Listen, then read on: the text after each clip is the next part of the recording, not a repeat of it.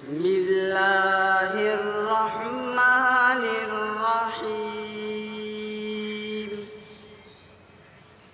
لإيلاف قريش إيلافهم رحلة الشتاء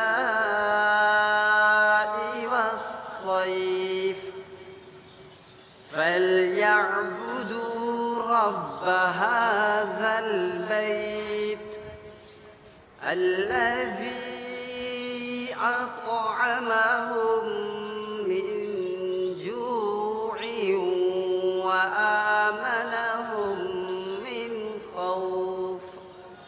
صدق الله العظيم.